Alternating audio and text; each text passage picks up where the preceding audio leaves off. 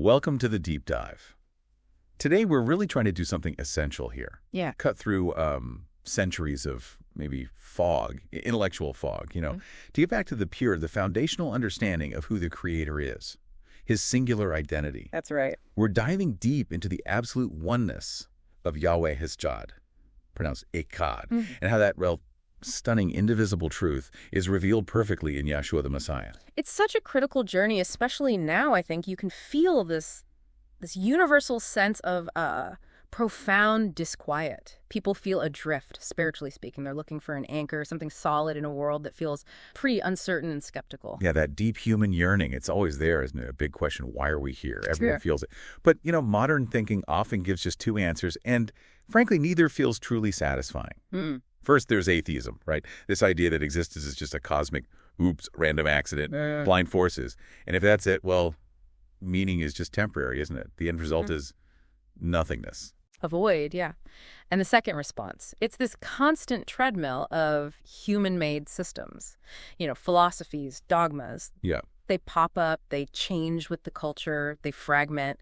They're built on shifting sand, not solid rock, not on an enduring reality. They just can't give you that certainty that grounding the spirit seems to crave. Exactly. And that really gets us to the core challenge for this deep dive. Facing the massive difference between ancient Hebraic thought and the Greek philosophical ideas that, let's be honest, seeped into a lot of Western theology later on. Right. Before we even go there, though, we need to be clear about science. Genuine scientific discovery is one thing. Absolutely. Exploring the how. It's amazing. It is. But we have to distinguish it from scientism. That's different. Scientism is the philosophy that claims empirical science is the only way to find truth. It just dismisses anything non-material, anything transcendent, right off the bat. And that sort of materialistic view lines up pretty well with some of those later Western theological concepts, doesn't it? It does. We have to acknowledge that many common frameworks were really shaped by Greek philosophical ideas, concepts like abstract essences or immutable forms duality. These were just foreign to how the ancient Hebrew mind worked. Theirs was much more concrete, relational, singular. So our mission today is really a reorientation, getting back to that Hebraic lens, looking at the scriptures through the original culture, the language. Finding that unshakable anchor. And that anchor is the absolute oneness of the Creator, Yahweh. So to guide us through this pretty extensive conversation, we're going to lean on three key Hebraic terms. First, Echad, that's absolute oneness. Pronounced Echad. Got it. Second, Davar, that's Debar, his active creative word or expression. His dynamic will in action. And third, Ruach HaKodesh, his set-apart spirit. His active presence and power. Let's start right at the bedrock, the foundation. Okay, let's unpack this foundational truth then, the bedrock principle. Singularity, where do we start? Well, the entire Hebraic worldview really hinges on this, the absolute oneness of the Creator. And this isn't some abstract philosophical point. It's like the ultimate declaration of reality. You see it most powerfully in the Shema. That's the core creed for Yisrael, from Deuteronomy chapter 6, verse 4. Yes. Shema Yisrael Yahweh Eloheinu Yahweh Echad. Exactly. Hear, O Yisrael, Yahweh is our Elohim, Yahweh is Echad. Okay, that word Echad. We really need to spend a moment nailing down its precise meaning when it's applied to Yahweh. Because getting this wrong, that's where the door opens for later philosophical shifts, right? Precisely. Echad means a singular, indivisible, incomparable being. When you apply it to Yahweh, it's declaring he is utterly unique. It's a massive theological statement saying his being is simple, unified, absolutely beyond any internal division. And this is critical because it directly challenges that later idea of compound unity when people start talking about the Creator. Can you give an example of compound unity in Hebrew just so we see the contrast clearly? Sure. Yeah, Hebrew uses odd for compound unity all the time in other contexts. Like Genesis chapter 2, verse 24 says, a man and woman become one flesh, that's Besar Echad, multiple parts forming a unit. Or think of a bunch of grapes, that's Eshkol Echad, one cluster. Or even a nation, one people. Okay, so multiple distinct things forming a single group or item. Right. But the context in Deuteronomy chapter 6, verse 4, declaring Yahweh's nature, it totally excludes that meaning. It's asserting he isn't made up of parts that came together. He's not a committee. He's not an abstract group of distinct personalities. He is singular, simple, utterly, fundamentally unique. So Yahweh Echad is basically saying, No internal complexity, no multiple centers of consciousness within the divine being. He is one. Exactly that. And the prophets hammer this home again and again. Look at Isaiah chapter 45, verses 5 through 6. I am Yahweh, and there is none else. There is no Elohim beside me. I mean, statements like that are just unequivocal, aren't they? No room for wiggle, really. None. They stress he has no peer, no partner. His will is one will. His power, his purpose, it's all singular. The prophet doesn't say, there are three persons who make up the one. He says there is none else. Period. Okay, so no separate wills, no different agendas going on inside the Godhead. Yahweh acts, speaks, reveals himself as absolutely one. But then, here's the million-dollar question maybe. How did Western theology, even using the same scriptures, start to drift away from this, stunning Hebraic simplicity? The path really started to diverge, I'd say, decisively during the Hellenistic period.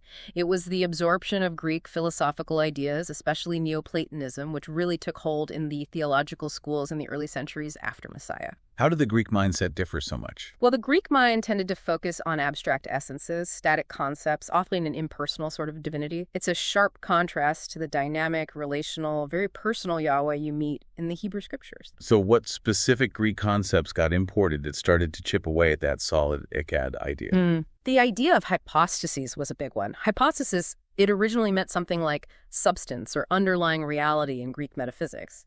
It got borrowed to try and describe distinctions within the Godhead. See, for many Greek thinkers, the supreme being was too perfect, too abstract to interact directly with our messy material world. Right, the idea of the impassible deity. Exactly. So they needed intermediate beings or emanations to bridge that gap.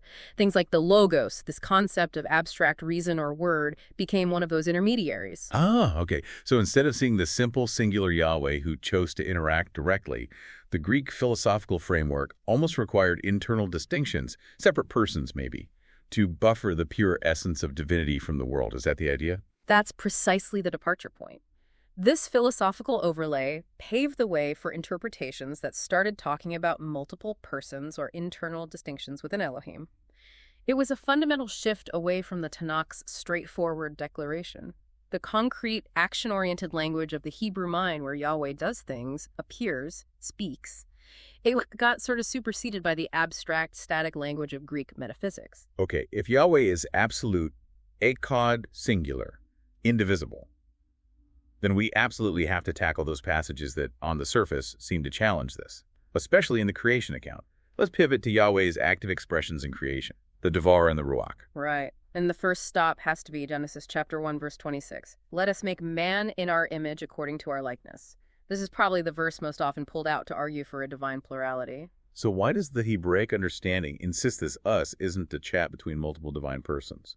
Because fundamentally it would contradict the Shema, the bedrock declaration of Echad. From the Hebraic viewpoint, this us is understood as an internal divine deliberation. Some call it the majestic plural, or a majestic pronouncement. Like when a king says, we decree. Exactly like that. The king isn't talking to other kings inside his head. He's using the plural to express the fullness of his royal authority, the weight of his office. So here, it's Yahweh, the singular creator, speaking with the full counsel and sovereignty of his own being. He's declaring the immense gravity of this particular creative act, making humankind. It signals the solemnity, the depth of creating humanity, the creature meant to bear his very image, and this majesty gets expressed through his active attributes, starting with the Devar. Yes, Devar. Devar. It's such a rich term. Just translating it as word or utterance really doesn't do it justice. Devar is the dynamic expression of Yahweh's thought, his intention, his design in action. It's his active creative power. Right. When Yahweh speaks, the Devar is the force that gets it done, that extends his will into reality. Where do we see this active force really clearly in Scripture? Oh, a classic example is Psalm chapter 33, verse 6. By the Devar, word of Yahweh, the heavens were made. See, it's Yahweh actively extending himself to bring into being what he wills. The Devar is the vehicle, the agent of creation. It's not some separate being alongside Yahweh. It's Yahweh's own command having inherent executing power. This idea becomes super important when we get to the renewed covenant. Okay. Then we have the second expression, the Ruach HaKodesh, the set-apart spirit. We see this power right at the beginning, too, hovering over the waters in Genesis chapter 1, verse 2. Right. Ruach, Fundamentally, it means breath, wind, or spirit. It signifies active power, dynamism. The Ruach HaKodesh is Yahweh's own dynamic, life-giving presence. His active intelligence, you could say, that permeates and sustains everything he made. Think about it. Just like your breath is inseparable from you, the Ruach is inseparable from Yahweh. It is his active presence. So if we put these two together, Devar and Ruach, they're Yahweh's active expressions, like inherent attributes of his one singular being working together perfectly, but definitely not separate divine persons. Precisely. To try and separate them is to try and divide the indivisible Yahweh. The Ruach HaKodesh is how Yahweh manifests his presence everywhere, his power. It's the agent giving life, inspiring prophets, empowering believers for service. We see the Ruach coming upon individuals for specific tasks all through the Tanakh, like in Judges chapter 3, verse 10, or 1 Samuel chapter 10, verse 10. It shows Yahweh directly intervening through his own essence, his spirit. It really confirms that when Yahweh was creating humanity in Genesis, saying, "Let us make man," it involved the full counsel and power of his Devar and his Ruach, the singular creator manifesting his complete intent. And that depth of Yahweh's character, his set-apartness, his justice, his love, haba, that was the very thing humanity was designed to mirror, to reflect. Okay, let's trace that path now. From that original design to the breakdown, the fragmentation. How did humanity lose sight of this singular truth? Well, the original design was for humanity to reflect the tselem, the image, the resemblance of Elohim. This meant having the capacity for moral choice, for reason, for exercising dominion in a way that reflected Yahweh's own righteous character. Humans were meant to be living proof of the singular, perfect creator. And the first covenant, based on obedience, don't eat from that one tree, was really a test of trust, wasn't it? Affirming Yahweh's rightful authority. Exactly. And the fall, that was the catastrophic result of choosing self-determination over trust. When humanity reached for the Atzis Adat Tavira, the tree of the knowledge of good and evil, wanting to be like Elohim, as Genesis chapter 3, verse 5 says, well, that act marred the Tselem. It fractured the intimate, singular connection. Sin, death, brokenness entered the picture. And that fundamental break, that shift away from Yahweh, led pretty directly to the historical problem of idolatry and polytheism, didn't it? Which just swept across the ancient world. It did. Once humanity cut itself off from the singular, transcendent Yahweh, it was almost natural, tragically, to start deifying creation itself, worshiping the created rather than the creator. It was this slow, creeping shift towards, well, self-worship, ultimately, and making gods out of the elements, the sun, the moon, nature spirits.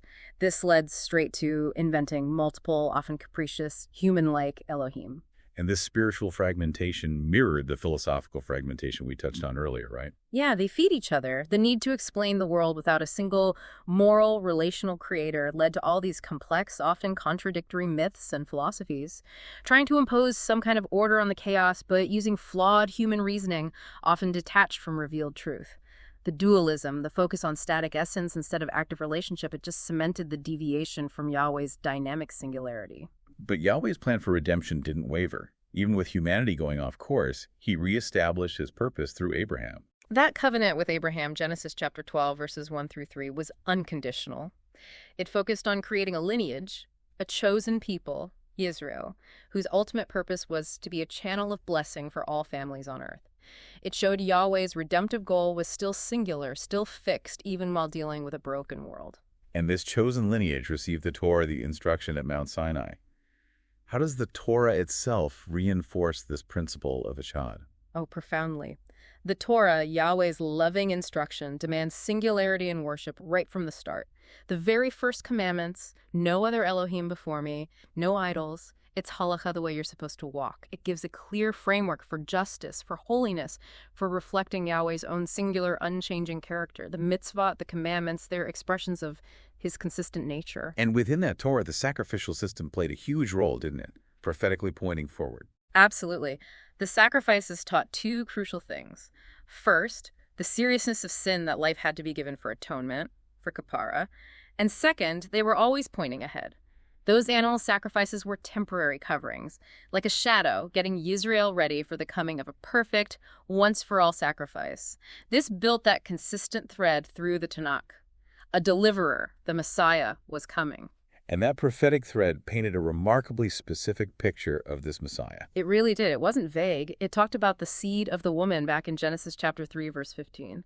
It described the suffering servant who would bear the sins of many in Isaiah chapter 53. It even named the town Beit Legem in Micah chapter 5, verse 2.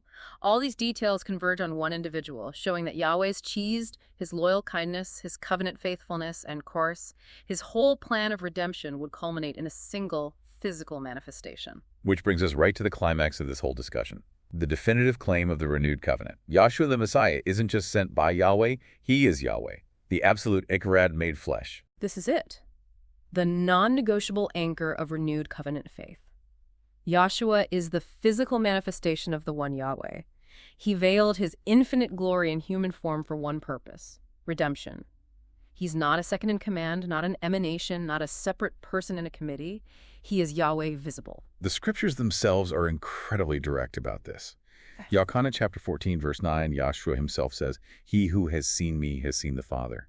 I mean, that's about as direct an identity statement as you can get. It leaves zero room for ambiguity, doesn't it? Yeah. If you've encountered Yahshua, you've encountered the visible expression of the invisible Yahweh. There's no seeing the Father, Yahweh, apart from the one who perfectly embodies his essence, his character. And Shaul, or Paul, reinforces this so powerfully in Colossians chapter 2, verse 9.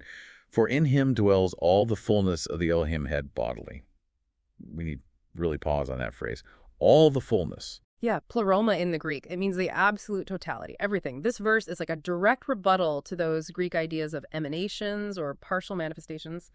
Shaul is saying every divine attribute, the complete essence, the whole package of Yahweh, resided physically in Yahshua. It's the one Yahweh, undivided, complete, taking on a human body. No aspect of Yahweh's being, his power, his sovereignty, his justice, his mercy was missing from Yahshua. And then 1 Timothy chapter 3, verse 16 just lays it out. Elohim was manifested in the flesh. The subject doing the manifesting is Elohim himself. Absolutely. And even his name tells the story. Yahshua Yehoshua means Yahweh is salvation, or Yahweh saves. His very identity is his mission. The salvation being offered is Yahweh himself stepping in, acting for humanity. So, as the incarnate Davar, the Dabar we talked about, he's the ultimate expression of Yahweh's will made tangible, the blueprint come to life. That's beautifully put. Yochanan in chapter 1, verse 14 says, "And the Davar became flesh and tabernacled among us." Yahshua is the living Torah. He's the active instruction and character of Yahweh lived out perfectly. He fulfilled every single prophetic pointer, every jot and title of the instruction. He embodied both Yahweh's righteous demands and his incredible mercy and grace. Okay, this leads us to maybe the most profound theological proof of this oneness, Yahweh's own self-sacrifice on the stake. Yeah. Now, before we unpack the theology, let's just clarify the instrument itself. You mentioned stake. Yes. It's important for accuracy. When we dig into the language, the Greek word staros, which often gets translated cross, most fundamentally meant an upright pale, a post, or a stake. The later traditional cross shape is more interpretation than translation. So to be precise to the text, we should use stake. Okay, so on that stake, we find this ultimate confirmation of Yahshua's absolute identity, and you pointed to Acts chapter 20, verse 28 as a key verse for this. This verse, it's just breathtaking when you grasp its implications. Shaul is talking to the overseers, the elders, and he commands them, "Feed the assembly of Elohim, which he purchased with his own blood." Pause there. Think about that phrasing. The assembly of Elohim, purchased with his own blood. But Elohim, Yahweh, is spirit. He doesn't have literal blood in his spiritual essence. So if the blood shed belongs to Elohim, whose blood was it physically? It has to be the blood of Yahshua. This is the linchpin. The verse directly equates the blood shed by the man Yahshua with the blood of Elohim. It means the singular, indivisible Elohim, Yahweh, performed the ultimate personal self-sacrifice for atonement kapara. It wasn't a substitute sent in his place. It wasn't a separate divine being acting as a go-between. It was Yahweh himself, manifested as Yahshua, experiencing human life, suffering, and death to redeem his own creation. This incredible act of ahaba, loyal love, just underscores the simple, powerful truth of Echad. Wow. So it wasn't some kind of cosmic transaction negotiated by a third party. It was Yahweh's personal investment, his personal sacrifice, revealing the depth of his cheesed, his loyal kindness. And this singularity, then, establishes the Brit Chadashah, the renewed covenant. Exactly. And this renewed covenant offers a very clear, commanded path for people to find renewed life, spiritual cleansing, and be brought into this truth of Echad. Yahshua himself reinitiated an ancient Hebraic practice, mikveh, Ceremonial immersion. Right, immersion in water. And it's tied into a specific sequence for spiritual renewal, isn't it? What's the path that Kepha or Peter laid out so clearly back in Acts chapter 2, verse 38? Yes, the sequence is very specific there. First, teshuvah, repentance. And this isn't just feeling bad, it's a deep change of mind, a turning away from sin and self-rule and turning back towards Yahweh and his instructions. It's the essential heart preparation. Makes sense. What's step 2? Second is mikvah immersion, baptism in the name of Yahshua Messiah, specifically for the remission, the forgiveness of sins. This is the outward act of obedience. As Shaul explains later in Romans chapter 6, verses 3 through 4, it's about identifying completely with Yahshua's death, his burial, his resurrection. It pictures dying to the old way of life and rising up to walk in a new way, publicly declaring faith in the one who saves. And the promised outcome of that obedience. The part that brings us back to Yahweh's dynamic power. That's the third part, receiving the infilling of the Ruach HaKodesh, getting Yahweh's own dynamic presence and power living inside you. This is what provides the guidance, the comfort, the strength, the ability to actually live a life that reflects his character. Receiving the Ruach is the tangible evidence of the singular Elohim dwelling within the believer. Now, we should probably address potential complexities here. Because while that's the commanded sequence, repent, be baptized, receive the Spirit, we do see instances in Scripture where Yahweh, in his sovereignty, seems to change the order, don't we? That's a really important point for understanding. The story of Cornelius and his household in Acts chapters 10 and 11 is the prime example. It's clear there that Yahweh poured out the Ruach HaKodesh on them before they had their water mikvah. It was extraordinary. So does that negate the need for baptism? Not at all. Because look what Kepha does immediately. Even though they clearly already had the Spirit, he commanded them to be baptized in water right away. It affirms that mikvah is still the commanded ordinance, the necessary act of obedience and public identification, regardless of the timing of when the Spirit might be received in specific sovereign instances. Okay, so as we're anchoring ourselves in this clarity of Echad, it feels important to briefly circle back and contrast it with the shaky ground of those competing worldviews. Let's just quickly touch on the logical problems with atheism and pure materialism again. Right. The most basic flaw is causality. That old principle, ex nihilo nihil fit something, can't come from absolute nothing. Atheism has a really hard time explaining where the universe itself came from, usually falling back on random chance creating everything from nothing, which is logically difficult. Modern cosmology actually points to the universe having a definite beginning, the Big Bang singularity, which implies a cause outside of time and space, something immensely powerful, qualities that frankly only fit the description of Yahweh, the creator who exists outside his creation. And when you look at life itself, the idea of it being just a cosmic accident seems even harder to sustain, doesn't it? Oh, absolutely. Think about the sheer design and complexity we see everywhere. The universe is incredibly fine-tuned. All the physical constants are set at just the right values for life to even be possible. It's staggering. And then you get to biology, especially something like DNA. You're looking at irreducible complexity. Let's unpack that term, irreducible complexity. Why is that such a hurdle for purely random evolution? Irreducible complexity means you have a system made of multiple essential parts, and if you remove any one of those parts, the whole system stops working. It can't function. This means it couldn't have evolved step by step, piece by piece, because it only works when it's fully assembled. The bacterial flagellum, that little outboard motor on bacteria, is a classic example. Dozens of protein parts all have to be there working together, and DNA itself.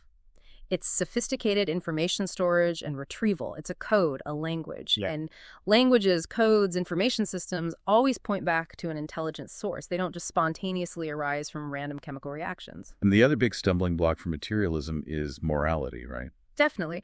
If humans are just complex chemical machines produced by chance, then things like objective right and wrong, inherent human value, real justice, they become just useful illusions, maybe social conventions for survival. But deep down, humanity universally operates with this sense of an innate moral code, a conscience. This points strongly towards a singular moral lawgiver, Yahweh, who is the ultimate source of good, justice, and love. So genuine scientific inquiry, the kind that observes and tests, separate from philosophical dogma, actually ends up supporting Yahweh's design, doesn't it? If we distinguish between operational science and origin science. That's a key distinction. Operational science studies repeatable, observable processes happening now. That's how we build bridges and cure diseases. Origin science tries to reconstruct unrepeatable events in the distant past, which makes it much more vulnerable to philosophical assumptions about how things began. When scientists examine the evidence without the blinders of mandatory materialism, the findings consistently point towards intricate, stunning design, which logically implies a singular, intelligent designer, Yahweh. Okay, so anchoring ourselves in this revealed truth, Yahweh Echad manifested in Yahshua, gives us not just clarity about the past and present, but also a solid future hope. Let's look ahead to that prophetic promise, Yahshua the Messiah's return. Yes, the ultimate hope is the literal establishment of Yahweh's Malkut, his kingdom, his reign right here on earth. This isn't just a vague spiritual idea. The prophets describe a tangible physical reign of justice, righteousness, and true shalom. Wholeness, peace, well-being. Yahshua, as King of Kings, will return to fulfill all the covenant promises made to Israel and the world, establishing an age where the knowledge of the singular Yahweh finally covers the earth. And that future certainty provides real stability against all the chaos and uncertainty we see now. But at the end of the day, knowing all this intellectually isn't enough, is it? This truth demands transformation. Absolutely. Reclaiming the truth of Yahweh's absolute Echad isn't just an academic exercise. It demands alignment. Walking in the mitzvah, the commandments, means consciously aligning our lives with Yahweh's instruction, not out of some kind of legalistic fear, but as a grateful response to his incredible cheese, his loyal love. It's about reflecting his kodesh, his set-apart character to the world around us. Which includes demonstrating that haba, that self-sacrificing love towards him and towards our neighbors. Yahshua himself said that summed up the entire Torah, didn't he? He did. The whole journey for someone who believes this truth is one of continuous teshuvah, constantly returning, turning away from self-centeredness, and seeking to be conformed more and more into the tselem, the image of Yahshua, because he is the perfect physical manifestation of the one Yahweh. And we're empowered for this journey by the Ruach HaKodesh, his spirit living in us, enabling us to live lives that actually bring glory to the singular creator. Well, this has certainly been a deep dive and such a vital one. We've journeyed from the confusion of human speculation back to that solid Hebraic anchor. We've established that the core truth of Yahweh's absolute Echad is perfectly kept, perfectly revealed in Yahshua the Messiah, who is Yahweh, manifested in the flesh. It really does simplify things, doesn't it? All the intellectual knots and ambiguities that crept in with later philosophies, they kind of just fall away. You're left with this powerful, unadulterated reality of the one Elohim who created everything, redeemed his people, and sustains all things. That clarity, that's the ultimate anchor for our existence. So here's the final thought we want to leave with you, the listener, to really pile on. If Yahshua truly is Yahweh himself, the one absolute Echad made visible, what does that radically change about how you approach worship, how you think about authority, and how does grasping the stunning simplicity of Echad stabilize and clarify your understanding of who's ultimately in charge of the universe? We really encourage you to keep searching the scriptures, looking through that ancient Hebraic lens.